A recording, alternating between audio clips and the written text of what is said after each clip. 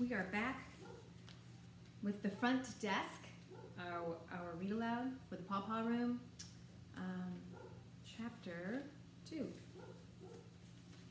All right. The Cala Vista Motel sat on the corner of Coast Boulevard and Meadow Lane. It was a small motel, the first of 3 motels in a row.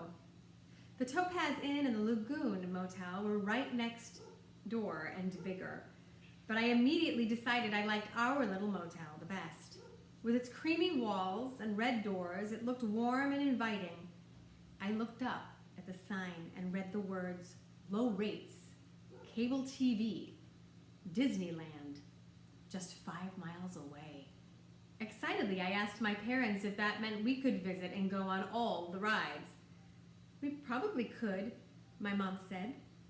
I smiled, savoring the moment. Our lives were about to change. We were going to become Disneyland-going people.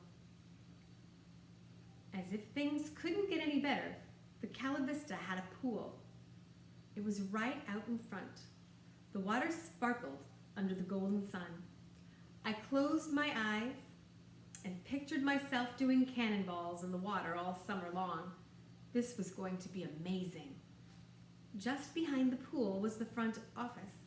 I'd asked my parents in the car whether I could help out at the front desk, and my dad had chuckled and said, "We'll see."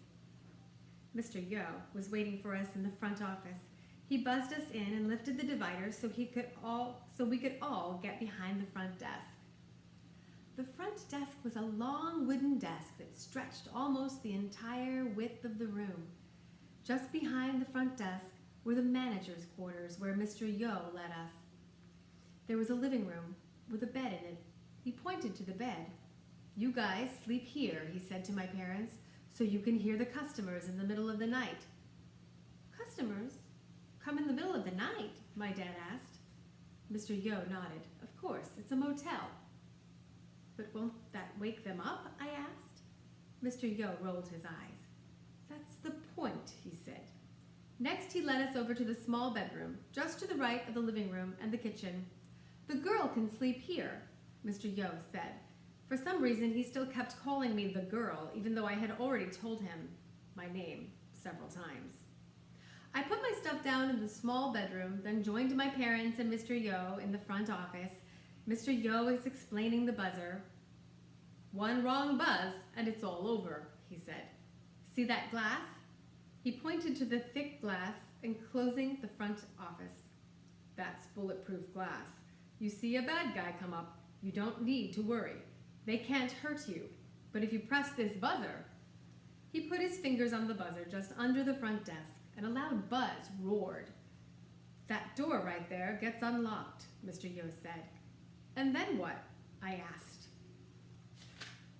"Then he's inside," Mr. Yo said. I looked around to see if there were any other magical buttons or bulletproof glass inside the office.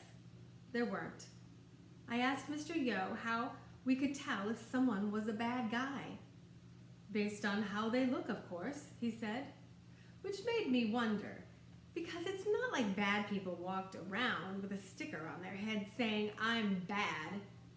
"The bottom line is, don't let in any bad guys," Mr. Yo warned. His pupils expanded as he said the word "bad."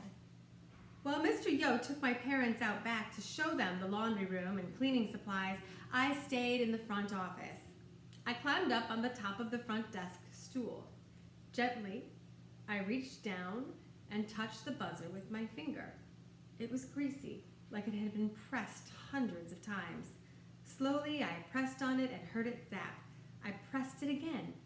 Buzz, buzz, buzz. Power coursed through my fingertips. I closed my eyes and pictured myself checking customers in. "Why, yes, Mrs. Connolly, I'd be glad to show you to your room." "Right this way," I'd say. "Certainly I can help you with your luggage. It would be my pleasure." So deep was I in my fake customer relations that I almost didn't hear it when a real customer walked up and tapped on the front office glass. I looked up to see a thin African-American man about 50 or so years old, smiling and waving at me. He motioned with his hand for me to buzz him in. "Oh, right," I said, then pressed on the buzzer. Buzz. He pushed open the door and walked in. "Just saw Mr. Yo in the lot. You must be the new managers," he said. He extended his hand across the front desk. "Name's Hank." I smiled, took his hand and shook it. "I'm Mia. Nice to meet you." He tilted his head to one side. "How old are you, Mia?" "I'm 10, I told him. "Say, aren't you a little young to be running this place?" he teased me. I laughed. I liked Hank immediately. "I'm helping my parents," I told him. "What about you? Do you live here?" "Sure do," he said, and pointed to one of the rooms. "That's me right there, number 12. Hank informed me that he wasn't a regular customer, the kind who stays just a day or two. He was a weekly. A weekly is someone who pays by the week. There were 5 of them at the Calavista. They were Mrs. Q, Mrs. T, Hank, Billy Bob, and Fred. "You'll meet them," he said. "They're all nice people." I smiled. "Do you guys like living here?" I asked. "Oh, yeah," he said. "Well, except for Mr. Yo. Everyone hates Mr. Yo." "Really?" I asked him. "He seems all right." "Intense, but all right." Hank snorted. "Trust me, he's anything but all right."